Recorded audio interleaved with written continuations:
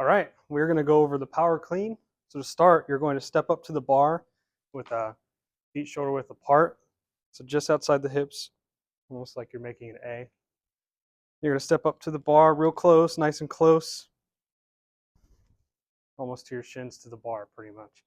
You're going to get down into a squat positioning. And you're going to grasp the bar just outside the shins. From here, you're going to drop the butt a little bit to get into a deeper squat position. You're going to focus on 3 points: inside your foot, outside your foot, and heel for the proper distribution of forces. So it should be in that perfect triangle. I'm going to focus on the 3 different pulls from here. But before you start with the pulling, you're going to focus on neutral back by locking your lats in. Your shoulders will move back, creating that neutral spine. Butt's going to be straight back. Like you see that squat position. From here, you'll brace the abs. Make sure that back doesn't curve over.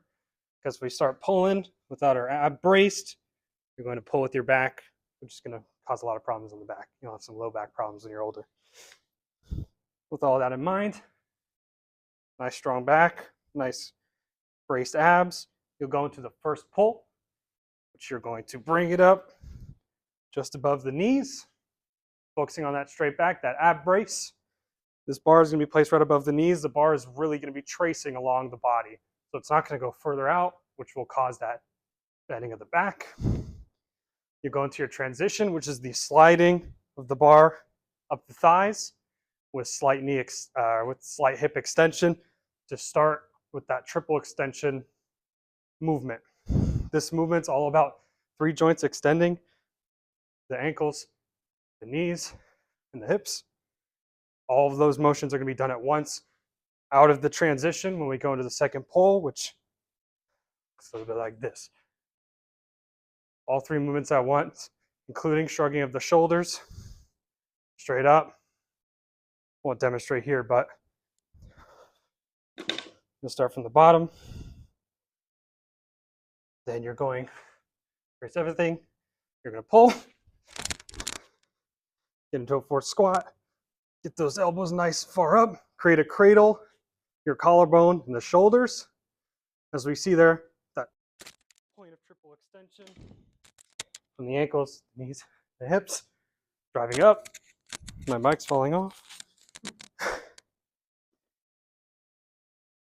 On that second pull, we're really trying to focus on that cradling position in that fourth squat or in that quarter squat, as if the elbows are really low.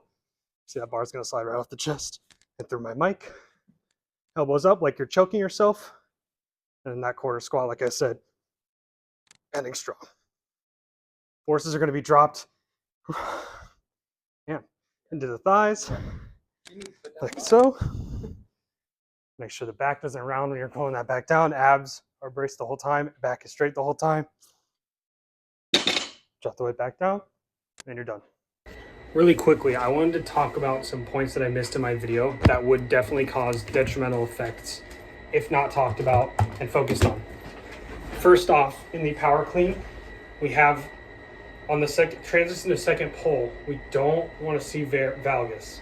Knee valgus is the barging in of the knees into the hips, or well, into each other technically. Coming up, you'll see weak abductors, which won't be able to absorb the force. You'll see the weight go up like this, and that's not good. We don't want to see this on our lift. On the second pull, we also want to focus on shrugging the shoulders. It's a 4-part movement technically, so we have the ankle, we have the knees straightening, and the hips straightening, and the shoulders shrugging. So we're going up, shrugging, flipping over, rotate again, elbows up. That cradle, I didn't talk about it until I had my partner demonstrate. Anterior delts, your clavicles are your cradle. That's going to keep the bar in this perfect spot. It's like a perfect position. It lays right in the crevice. That's where we want the bar to sit once we're done with the movement. Right there. Okay. Bar will be right straight up here. Right, I've got my running back athlete Matthew here. So we're going to focus on all those points I discussed. So we're going to step up to the bar, getting our shins close to the bar, shoulder width apart. Bend down to get the wrists right up just outside the shins. Maintaining that low butt, that straight back, locking in all the lats here, pulling those shoulders back. Look at that. Now, I didn't mention this first, you're going to pull the slack out of the bar, which she's already done there. This will prevent any wasted force and, which will honestly lead to rounding of the back, which I've discussed is bad for the exercise. We will demonstrate here. We're going to make sure the bar path is really close to the body. We're not going to be bringing that bar out really far. That's going to cause that rounding of the back as well. And it's just going to look really improper. So the bar is going to be really close to the body, even like an inch, even less, just right in front of your face once you get that thing up in the air. Go for it. Look at that. Perfect. We'll do one more from the side. You can see Matthew here's got the perfect straight back. He's going to triple extend perfectly. Bring it up. That cradle is created. Those big shoulders and that collarbone and those high elbows. And then he's going to drop it right down into his thighs, release the load, and he's going to drop it. That is a power clean. All right, so we're going to be doing the 4 hurdle drill. Doing this for a football athlete. Save that one.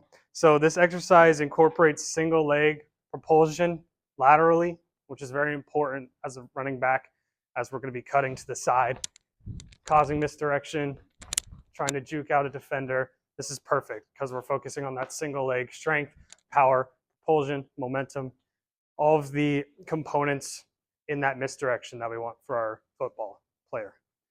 So outside foot's going to be going to the right. So left, you're going to be doing it on the left leg, going to the right. You're going to start single leg. You're going to use your arm for momentum, get that upward momentum. Similar to the power clean, right? We're going to be triple extending on these jumps. So we're going to go 1, foot. I'm just demonstrating with 2, into 1. Land with 2 feet. Then you're going to use both feet and jump over both hurdles, landing in a shoulder width positioning. At the start of this exercise, we want to be in athletic position, slightly bent knees, neutral spine. And we're going to be chest over knees and get that propulsion. Like I said before, so we're going to be single, using that arm for momentum, jumping. 2 feet are going to land in athletic position, propulsion up to the side, shoulder width apart, landing in athletic position. I'll demonstrate. Single foot, both feet, landing. You'll go back using the opposite leg, and both feet, jump across. On the 4 hurdle drill, I wanted to touch the base on the elastic energy and the SSC. Stretch shortening cycle is the quick movements. Ankle hops demonstrate this perfectly. It's the quick distribution of forces through elastic energy. On those single leg hops, the force is distributing, and then we're absorbing the energy, using it to jump back out again. Another point I wanted to focus on. The elastic energy created from that jump helps with the propulsion up on the next jump. So that single leg, starting on those toes, right? The toe is a spring. Think of it as a spring. We're trying to minimize the time spent on the foot. That dissipates the energy into heat, and we lose the movement. It's called the amortization phase. We want a small and powerful amortization phase. Going on that toe, boom, boom, boom, like a spring. All right, my athlete Matthew is going to perform the same exercise now. So we're starting that athletic positioning as we see. Get on the single leg, use those arms for momentum. We're going to jump laterally, both feet over. Look at that. We'll go back, single, both, athletic positioning. Shoulder width apart for the feet, which he had perfectly. His alignment was really good going through the jumps. He's got that propulsion. That propulsion. All right. Let's do that. All right, we're going to be doing the deceleration drill. This drill is useful for every single position of football, especially a running back. Examples being, we're trying to slow down to get to a cut, or if we want to slow down, get ready to hop a defender, any type of stuff. Deceleration is really important, especially where the forces are placed in deceleration. A lot of deceleration, you'll see sloppy decel, which is putting force, unwanted force on the knee, hips, low back. This will cause pain, problems, who knows what in the future. We're going to be focusing on good deceleration mechanics. So we're going to be going from around 10 to 15 yards out, half sprinting speed, going in, 1, 2, 3, low stance, leaning back. Can't really do it when I'm walking.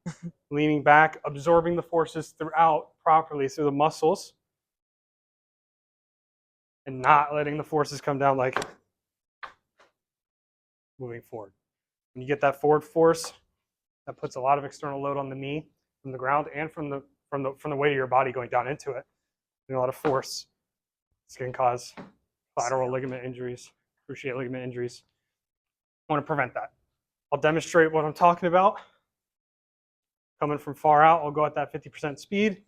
3 steps, leaning back, getting into that stance. I'll do it full speed. Looking for that low athletic stance at the end. Those bent knees, we don't need straight knees at the end. Full mango, we don't want that. Nice bent when you're getting down into decel. So I'll do it. 50%, going in 3 steps. 1, 2, 3. Focusing on that low athletic positioning with your back honestly being leaned backwards so you can properly distribute those forces throughout your body. All right, I'm going to have my athlete Matthew perform. I'm pausing his mic. Doesn't have talking permissions anymore. So he's going to starting the 10-15 yards out. He'll go 50% speed. Like I said before, he will stop in between the cones right here in 3 steps with that last little foot positioning being a marker for placement. Whenever you're ready. 1, 2, 3. See that low stance? His butt's closer to the ground. His knees are not in front of everything. His weight was shifted in the back, which causes a good deceleration force. It doesn't put a lot of strain onto the knees, the back, and the hips. Let's do it one more time. I'm going to increase the space. We'll have him go from further. We're going to have him do it a little quicker. He's going to have to stop within 5 steps this time. I'm going to just go right next to the cones, and I'll show you what I mean by this. Go for it. You'll see on those 5 steps, see the shift, the weight going to the rear, the athletic positioning at the end. That is a perfect rep. Boom.